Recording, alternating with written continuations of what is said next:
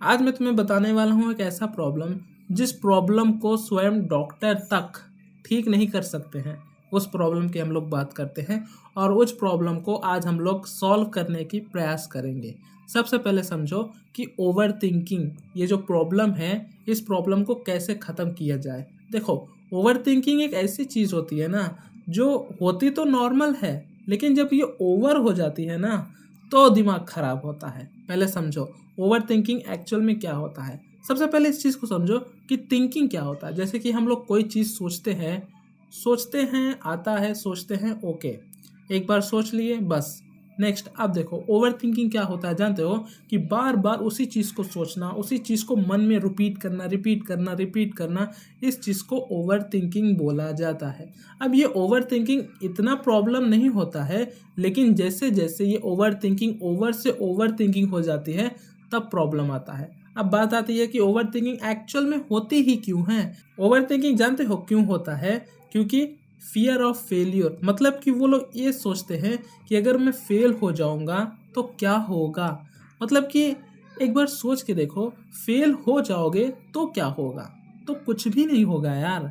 क्या होगा बताओ, आप ही एक बार सोचो कि अगर तुम लोग कोई भी काम कर रहे हो, उसमें फेल हो गए तो कुछ भी नहीं होगा। तुम लोग कोई और काम स्टार्ट करो बस। देखो, मैं अगर सच बताऊँ ना, अगर 20s में तुम हो ना, तो फेल होना ऑब्वियसली कोई प्रॉब्लम वाली बात नहीं होती है। आज फेल हो गए, कर फिर से चलेंगे, परसों फेल हो गए फिर से चलेंगे।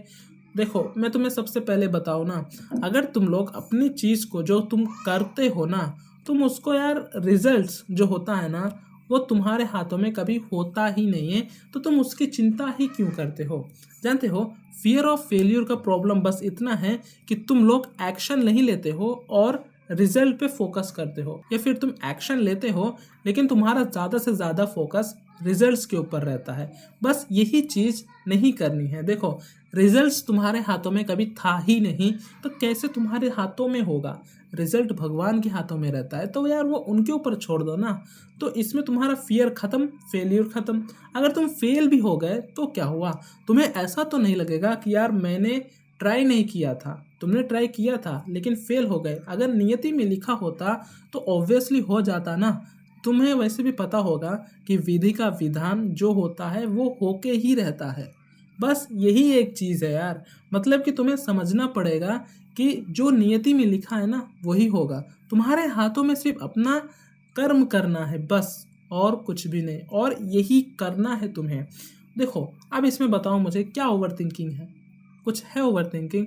मैंने जो तुम्हें बताया, तुम्हें ऑब्वियसली समझ में आ गया होगा कि फियर ऑफ फेलियर कुछ भी नहीं होता है। बस तुम्हें एक चीज़ करना है, रिजल्ट्स पे फोकस ही नहीं करना है। तुम्हें जो करना है, जो तुम्हें लगता है कि तुम्हें इस चीज़ को करने में मुझे समय का पता नहीं लगता है, तो उस चीज़ को करो ना। बस यही एक चीज़ करो और बस हो जाएगा। अब बताओ, इसमें मैं तुमसे फिर से सवाल पूछता हूँ कि इसमें कहाँ पे तुम्हें फियर आ रहा है, मतलब तुम्हें यहाँ पे कहाँ से डर लग रहा है? बताओ, कहीं पे भी डर नहीं है यार। बस यही चीज़ तुम्हें समझनी है। और यही देखो, तुम अगर सोचते हो कि नहीं यार, फिर भी मैं डरता हूँ, मुझे ना फियर ऑफ फेलियर है, मतलब कि लोग क्या कहेंगे, और पास्ट में मैंने तो बहुत सारी मिस्टेक्स की हैं। नहीं यार, ये सब कुछ ही ओवर थिंकिंग है। और इस तुम्हें ओवर थिंकिंग से ही तो प्रॉब्लम है ना। देखो, एक प्रॉब्लम आती है, उसके पीछे सारे प्रॉब्लम्स आते हैं, इसी को तो ओवर थिंकिंग कहते हैं। ख़त्म। ओवर थिंकिंग करना बंद कर दो यार।